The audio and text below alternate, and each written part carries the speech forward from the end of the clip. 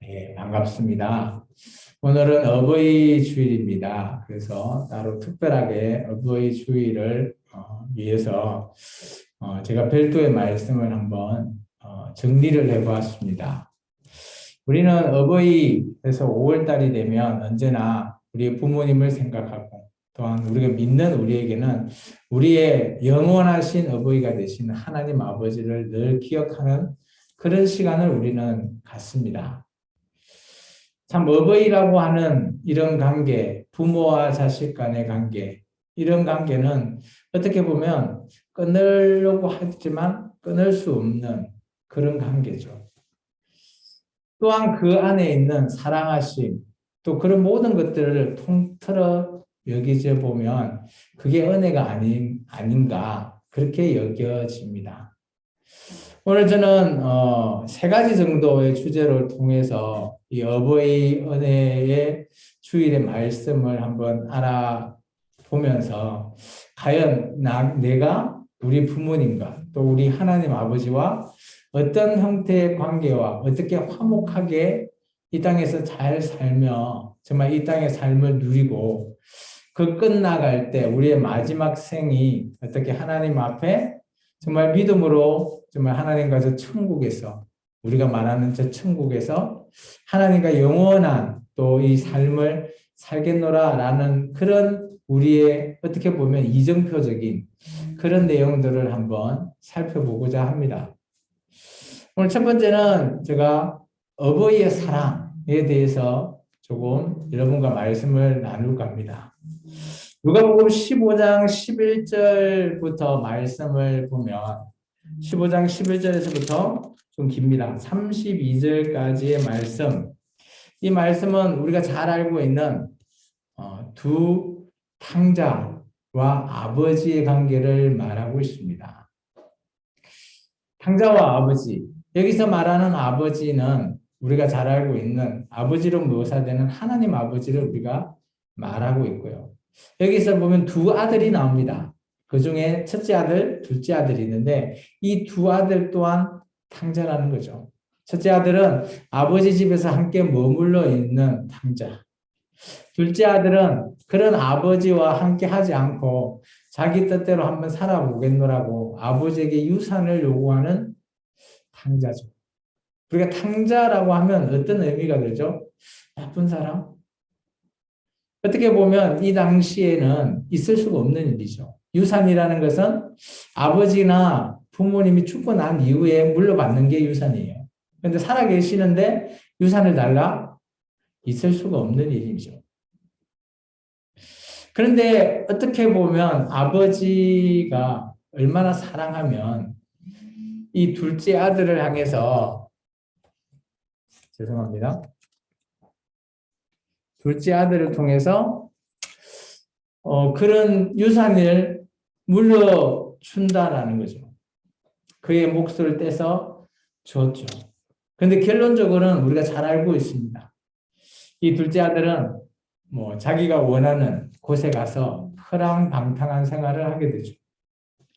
13절에 보시면 먼 나라에 가 거기서 허랑방탕하여 그 재산을 다 낭비해버리는 겁니다.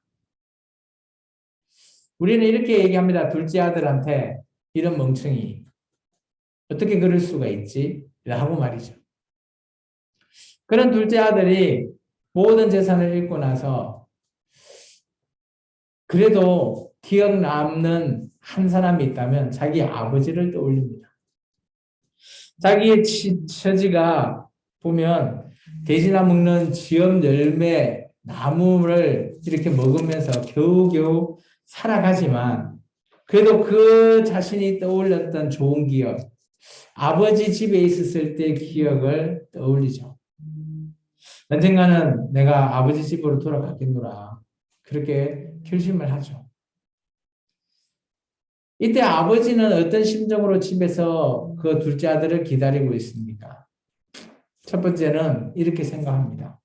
어떻게 보면 먼 나라로 나가고 그리고 인연을 어떻게 보면 끊은 것 같은 그 아들. 이런 어떻게 보면 잃어버렸던 누구나 같이 자식을 잃어버린 아들과 같이 하염없이 기다리고 있는 아버지의 모습을 우리는 이 누가복음을 통해서 아버지의 심정을 읽을 수가 있습니다. 그리고 두 번째는 그런 아들이 돌아왔을 때 아버지가 어떤 행동을 하죠? 성경의 말씀은 이렇게 얘기합니다. 20절에 보면 아들이 아버지 앞에 왔을 때 일어나서 아버지 께로 돌아가리라 라고 했을 때 아버지께서 그 아들을 보고 나서 이렇게 행동을 취합니다. 아버지가 그를 보고 척인이 여겨 달려와 목을 안고 입을 맞추니 이렇게 정말 기쁘고 감격스러워서 어떻게 보면 죽지는 않았지만 거의 잃어버린 듯한 그런 아들이 다시 돌아오는, 다시 되찾는 듯한 그런 기분으로 아들을 맞이하고 있는 아버지의 모습을 우리가 볼 수 있습니다. 그리고 그 아버지께서 종들에게 시켜서 제일 좋은 옷으로, 그리고 손발에 가락지도 끼우고 또 어마어마한 살찐 송아지를 잡아서 잔치까지 여는, 어떻게 보면 이런 탕자에게 우리가 이 글을 읽을 때 이 둘째 아들은 나쁜 아들이잖아요. 근데 그런 아들까지도 이 아버지는 사랑하고 품는 그런 아버지의 사랑하심. 저는 늘 이 누가복음 15장 이 11절에서 이 32절에 탕자와 아버지의 비유를 통해서 언제나 그렇게 생각합니다. 이것은 물론 이 아버지는 하나님의 무한하신 사랑하심, 그리고 탕자는 나와 같은 자도 지금 사랑하셔서 그 아들 독생자 예수까지 보내줘서 우리를 죄에서 구원해주는 유일한 길을 만들어주신 그 아버지. 우리는 그렇게 적용을 합니다. 근데 여기서의 사랑은 어떻게 보면 아버지 하나님과의 관계일 수도 있지만 조금 더 이 내용에 집중해 보면 실제 우리의 삶 속에 우리의 부모님이 계시잖아요. 아버지가 됐건 어머니가 됐든. 그분들은 또한 이런 하나님의 이런 사랑하심을 몸소 실천하고 계신다는 거죠. 나가 여러분들이 또 다시 자식을 놓는다면, 또한 여러분이 부모가 된다면 이런 아버지와 같은 하나님과 같은 그런 사랑을 자녀에게 물려주실 겁니다. 따라서 이 어버이의 사랑이라는 것은 어떻게 보면 대물림되는, 어떻게 보면 고결한 그런 가치 있는 그런 의미가 담겨 있는 것이 아닐까. 우리가 이렇게 생각할 수도 있습니다. 삼자 입장에서 이 사람은 나쁜 사람이야 라고 하지만 그런 범죄를 행했던 나쁜, 어떻게 보면 사람이지만 가정에 가면 아버지일 거고요.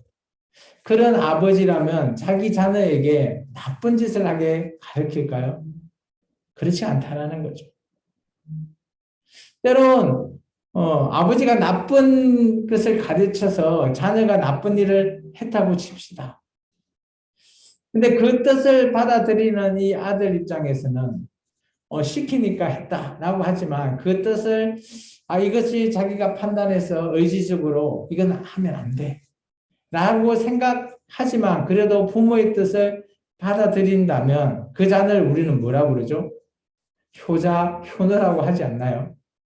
근데 이것이 나쁜 이런 법적인 행동을, 옳지 못한 행동을 한다는 것은 삼자 입장에서는 나쁜 일이라고 우리가 판단할지는 모르겠지만 부모와 자식 간의 관계에 있어서는 물론 그 일에 대해서는 나쁘지만 부모와 자식 간의 관계에 있어서는 그것이 결코 나쁘나, 이게 부모와 자식 간의 관계가 나쁜 관계냐라고 물어본다면 여기 계신 아무도 그 관계가 나쁘다라고 말할 수는 없을 겁니다. 마치 예수님께서 그래서 한성에 갔을 때 가늠했던 여자들 그것을 끌고 와서 장로들이 돌로 치려 할 때 먼저 죄 없는 자가 먼저 쳐라 라고 했듯이 우리는 누구나 죄라고 하는 것을 가지고 이 땅에 태어나죠.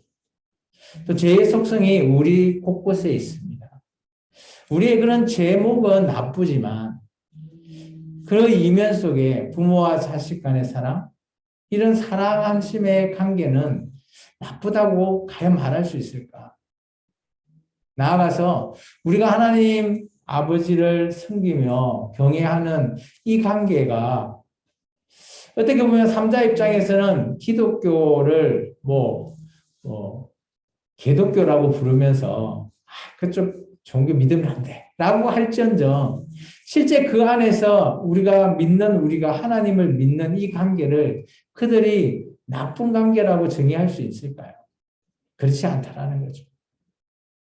사랑이라는 것은 행동이나 죄라는 것은 나쁘지만 그 관계에 있어서는 나쁘다고 결단코 말할 수 있는 것은 아니다라는 거죠. 그래서 사랑이라는 것은 고결하고 그만한 가치가 있다는 겁니다. 때로는 누구는 누구의 어버이가 되고요. 때로는 자녀가 될 수도 있죠. 그렇기 때문에 우리의 사랑을 정확하게 표현하자면 이런 거죠. 사랑은 하나님의 것부터 우리에게 전수된 정말 고결한 것이 아니냐. 오늘 본문에서 봤던 누가복음 본문에서 봤던 그 아버지가 자녀에게 물려주는 그 고결한 사랑처럼 어떻게 보면 우리는 DNA를 물려받는다 그러잖아요. 아마 사랑도 마찬가지라고 보십니다. 근데 그 사랑의 시작, 원조가 누구냐라고 했을 때 저는 바로 하나님이지 않겠냐.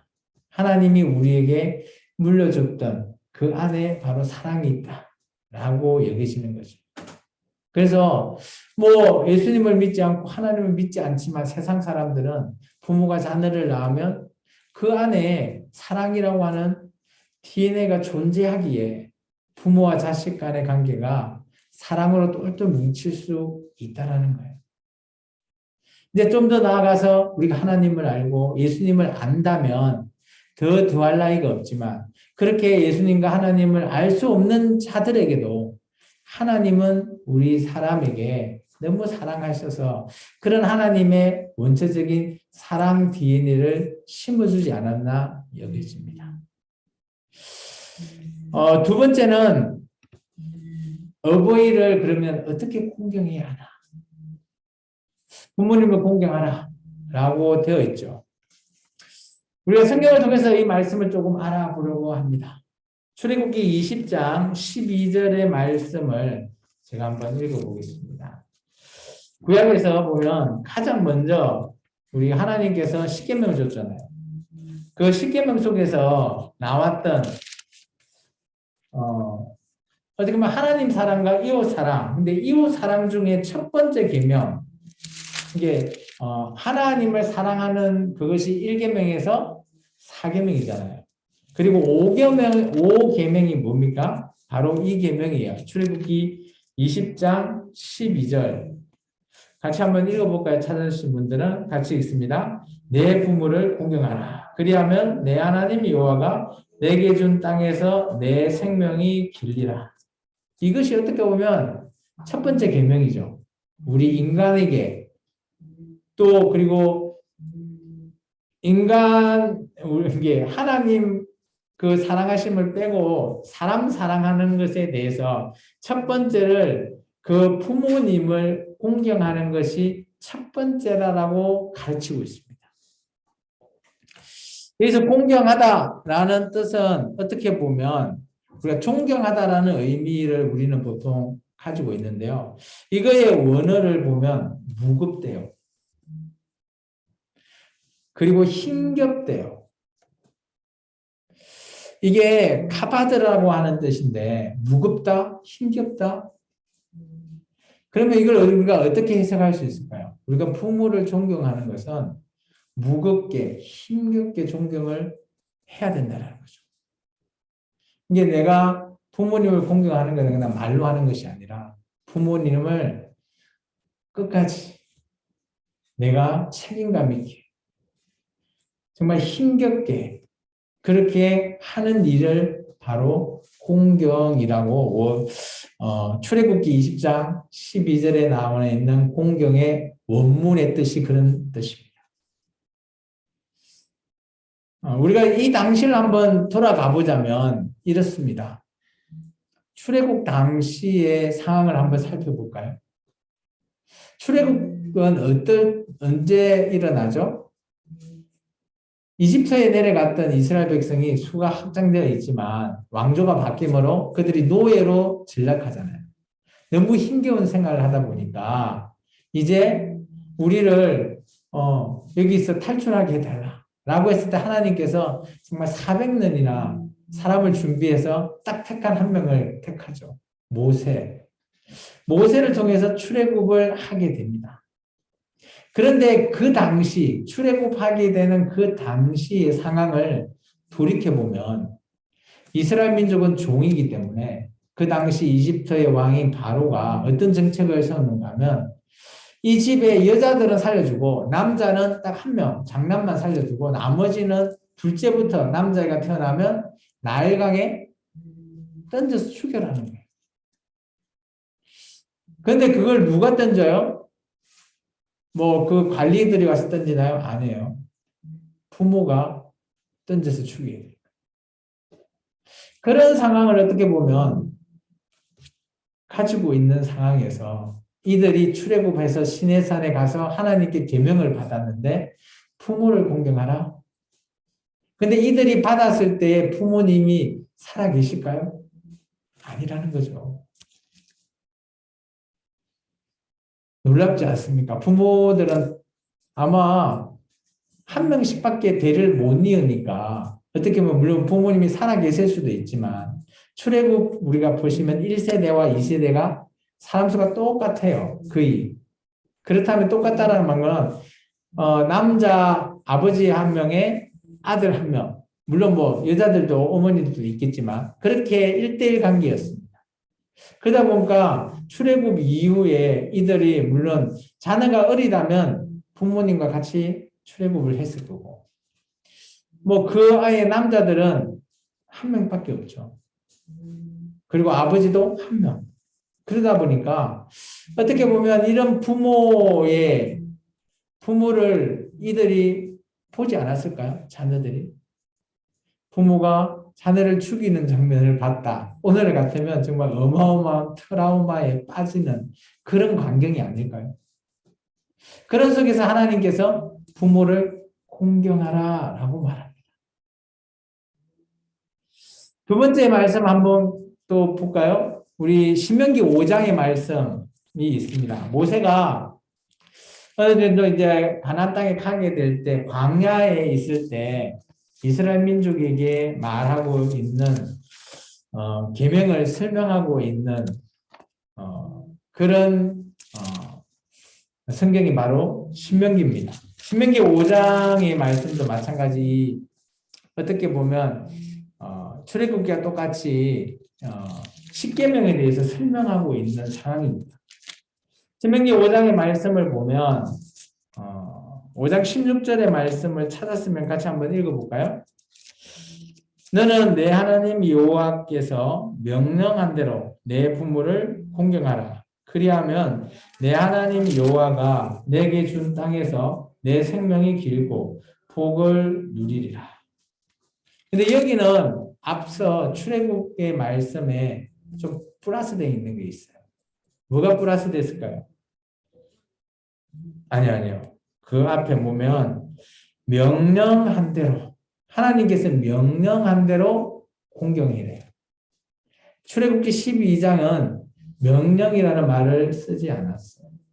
근데 오늘 모세는 광야에서 생활하다 보니까 우리 잘 아시죠? 광야 세대들 부모와 자녀의 세대가 동일한데 광야에서 부모의 모든 세대들이 출애굽했을 때 세대들이 다 죽죠.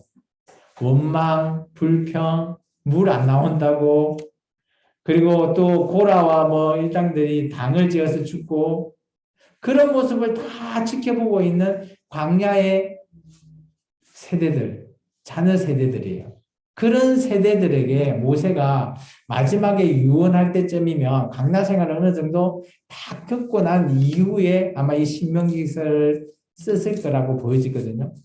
그러다 보면 그러면 그 세대들이 자기의 부모들이 광야에서 뭔 짓을 했는지 다 봤어요.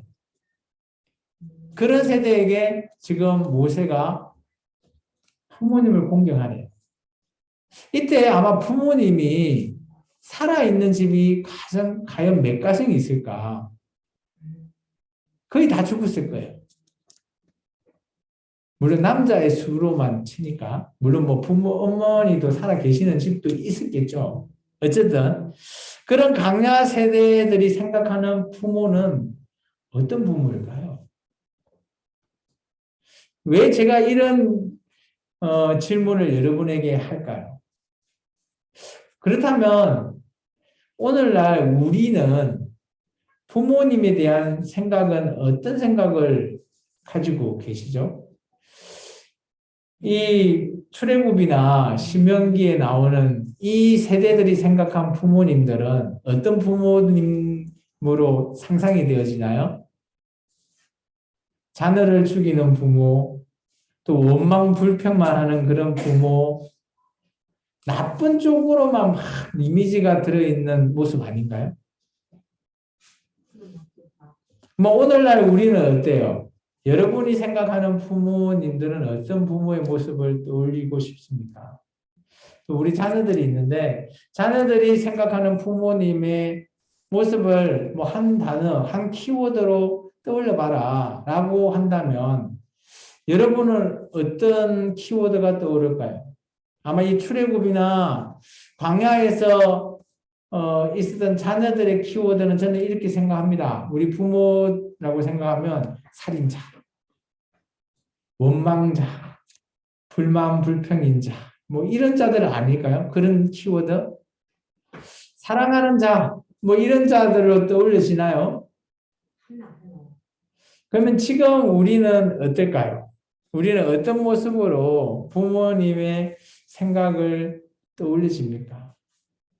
그럼 오늘 어버이 주일이니까 제가 이런 설교를 하는 겁니다. 한번 떠올려 보시기 바랍니다.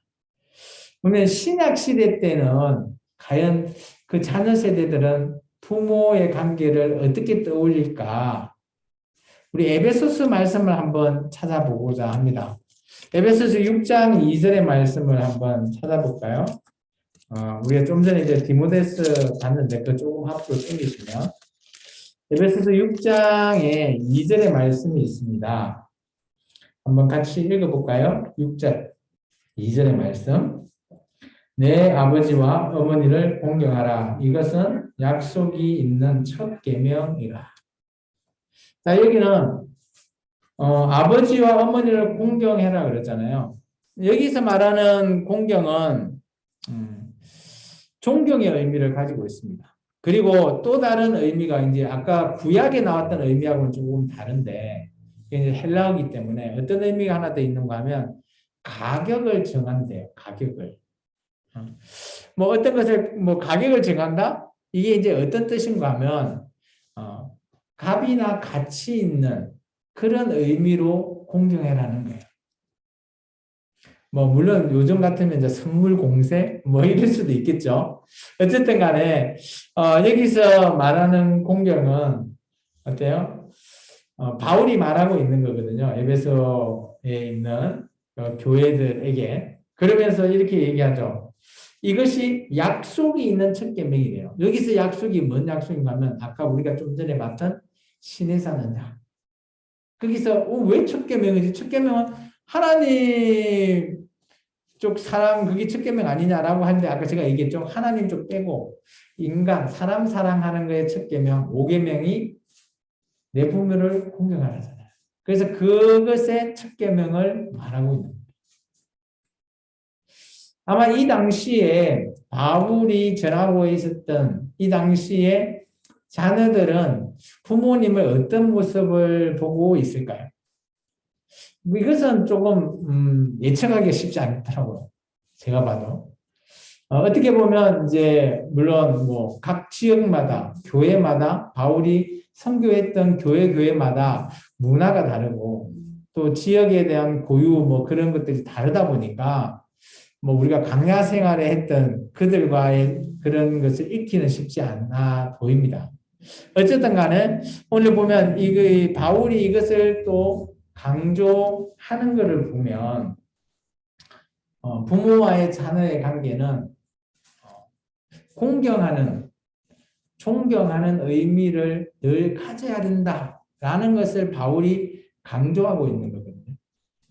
그러면 오늘날 부모와 자녀의 간의 관계가 물론 첫 번째는 사랑의 관계가 취해져야 되지만 두 번째는 부모와 자녀 간의 관계는 공경하는 그런 관계를 취해져야 된다는 거 생각되어집니다. 오늘날 사회적으로 문제되는 이슈들이 많죠. 자녀가 부모를 죽인다거나 반대로 부모가 자녀를 죽인다거나 뭐 그런 사건 사고들이 많습니다. 저는 그들이 왜 그런 일을 할까? 물론 뭐 각자의 이유가 있겠지만 제가 생각하기로는 그들에게는 뭐 사랑하는 마음은 당연히 있을 거라고 보지만 저는 이거 공경하는 마음이 빠져서 있지가 않을까라고 생각되십니다. 우리가 부모님을 공경한다면 그런 비인간적인 일을 행한다라는 것 자체가 말이 안 된다라는 거죠. 그리고 성경적으로도 마찬가지. 우리가 성경을 잘 지키는 기독교인이라면 우리가 그런 일을 본다면 전혀 우리가 인상집 풀고 안 돼, 반대해 뭐 이런 것으로 우리가 표현을 해야 된다는 것이 당연한 거죠. 그런데 오늘날 우리가 그런 곳에서 침묵하거나 어떤 행동을 하지 않는다면 그것이 올바르라고 오해할 수도 있다는 거죠. 그래서 저는 어버이에 대한 공경 중요하다고 보여집니다. 그렇다면 이것은 이제 가정에서 공경 뭐 이럴 수도 있잖아요. 그렇다면 교회 내에 공동체로서의 공경은 어떻게 해야 될까? 여기 보시면 우리 나이 드신 집사님도 있고 우리 어린 학생들도 있는데 어떤 관계로 보면 교회 공동체는 어떻게 보면 실제적인 우리가 가정이라고 하지만 실제 가정이 아니라 공동체를 이루는 거잖아요. 뜻에 맞는 공동체. 근데 이렇게 나이의 관계가 있으면 어떻게 우리가 교회는 어떻게 이루어 나가야 될까? 그래서 저는 세 번째 이렇게 키워드를 잡아줬습니다. 어버이를 섬기는 자세. 섬김. 여기서 섬김을 받는 것도 있지만 섬김을 하는 것도 있다는 거죠. 두 가지 측면에서 제가 말씀을 전하고자 합니다. 첫 번째, 어버이로서의 우리가 섬겨주는 그러면 자녀가 부모에게 섬기듯이 하는 그 말씀, 우리가 좀 전에 본문 보셨죠? 디모데 전서 5장의 말씀. 한 번 더 다시 한번 읽어볼까요? 2절과 2절입니다. 같이 한번 읽습니다. 1절과 2절입니다. 같이 읽습니다. 늙은이는 꾸짖지 말고 권하되 아버지에게 하듯 하며 젊은이에게는 형제에게 하듯 하고 늙은 여자에게는 어머니에게 하듯 하며 젊은 여자에게는 온전히 깨끗함으로 자매에게 하듯 하라. 여기서 늙은 남자를 가리키고요. 늙은 여자는 말 그대로 나이가 드신 여자 성도님, 집사님을 가리키는 겁니다. 남자에게는 이렇게 얘기하죠. 나이가 적은 사람 입장에서 말하는 거예요. 꾸짖지 말래요. 물론 부모님이 잘못, 이거는 가정이 아니고 교회 내에서 잘못된 말을 할 수도 있어요. 전혀, 그 교회적인 얘기를 하지 않고 세상 말을 할 때도 잘못됐으니까 그거 하시면 안 돼요. 라고 꾸짖는 거 일단 하지 말래요. 대신 어떻게 해라? 그 뒤에 보면 권해래요. 이런 내용은 교회에서는 하시면 안 됩니다. 좀 삼가해 주시고, 이걸 만약 이런 말을 하고 싶으면, 이렇게 얘기하시는 게 더 좋지 않을까요? 라면서 나이 드신 분한테는 권하는 그런 행동을 취해 달라는 겁니다. 그러면서 남자분에게는 자기 아버지한테 대하듯이 그렇게 어때요? 존경의 의미로 대하는 거죠. 근데 우리 교회는 가족 같은 교회니까 뭐 잘 실천하고 있다라고 봅니다. 근데 교회 수가 막 늘고 많으면 이런 부분에 문제가 좀 있는 것 같습니다. 두 번째, 나이가 드신 여자분들에게는 이렇게 얘기합니다. 어머니에게 하셔도 돼요. 뭐 다른 것은 얘기하고 있지도 않아요. 그냥 어머니 대하듯이 하십시오. 라고 말하고 있습니다. 그러니까 이제 교회에서 나이가 어리시다라고 생각하면 나이가 좀 많으신 분에게 이렇게 섬기시라는 겁니다. 그러면 나이가 많으신 분은 나는 이제 섬김을 받으면 되지라고 생각할 수 있지만 우리 나이 많으신 분들을 향해서 또 성경이 말하고 있습니다. 그게 어딘가 하면 디도스입니다. 조금 한 2장 뒤로 넘기면 디도스가 나오거든요. 디도스 2장에 가보시면 2장 2절에 보면 똑같이 나이가 좀 많으신 늙은 남자에 대해서 이런 행동으로 통해서 교회에 섬기십시오라고 말합니다. 그러면 나이가 좀 드신 남자분은 이런 행동하면 안 돼요 라는 거예요. 2절의 말씀 읽어보면 이렇습니다. 늙은 남자로는 절제하며 경건하며 신중하며 믿음과 사랑과 인내함으로 온전하게 교회 공동체 생활을 하십시오라는 겁니다. 어려운 것은 많이 없는 것 같아요. 그냥 내가 좀 더 하고 싶지만 좀 절제하는 거, 그리고 경건한 생활을 하고 또 신중하고 믿음과 사랑 이런 것들로 자녀들 같이 그렇게 대하십시오라는 거예요. 이게 자녀들 대하듯이 그렇게 대하라라고 되어 있고요. 이제 나이가 드신 여자분에게는 조금 말을 좀 길게 하고 있습니다. 디도서 2장에 보면 2절에서부터 5절까지거든요. 늙은 여자들에게는 이렇게 해라라고 되어 있는데 그 중에 보면 모함하는 것 하지 말래요. 여자들이 이제 말이 많으니까 아마 그런 것 같기도 합니다. 누구를 모함하는 것도 있는 것 같고요. 또 저는 이제 이 표현은 남자들한테 해당되지 않을까 생각했는데 여자들에게 술의 종이 되지 말라. 이게 술 취하는 것, 술 먹는 것 이런 거 하지 말라라는 그런 의미인 것 같아요. 근데 왜 그게 하필이면 여잔가 좀 궁금하기도 합니다. 아마 이 당시에는 남자보다 여자들이 더 이렇게 술을 취할 수밖에 없는 그런 조건이 있나? 그런 것도 생각은 해봤지만 어쨌든 간에 이런 것 하지 말라라고 하고요. 중요한 게 있어요. 4절에 보면 젊은 여자들에게 교훈을 해라는 거예요. 이 교훈한다는 게 뭔가 하면 젊은 여자들, 이게 자기보다 나이가 많으신 분이 좀 젊으신 분에게 잘못하고 있으면 조금 잘 가르치라는 거죠. 이거 잘못되어 있다라는 것으로 가르치라는 거죠. 그런데 그 가르치는 그런 부분들은 이제 따지고 보면 이렇게 제가 가르치나 이런 식으로 막 가르치는 게 아니라 이런 것들은 잘못된 거 아닌가 이런 식으로 권하듯이 그렇게 좀 가르치라는 거예요. 그러면 쉽게 말하면 아마 오늘날도 마찬가지로 봅니다. 교회 내에 남자보다 여자들이 더 많다고 보이시거든요. 그래서 여자들이 많다 보니까 그렇게 잘못하고 있는 이런 것들은 그래도 나이가 많으신 분이 좀 젊으신 분을 좀 잘 가르쳐서 이끌어라 라는 그런 의미로 보여지는 것 같습니다. 그리고 이제 가정에 대한 내용들을 다 하게 되는데요. 그래서 오늘 보면 크게 한 3가지. 사랑, 공경, 섬김. 이 3가지가 어떻게 보면 우리가 살아가는데 꼭 필요하지 않나. 그리고 부모와 자식 간의 관계, 하나님과 나의 관계, 교회와 나의 관계 모두 포함된다라고 보여집니다.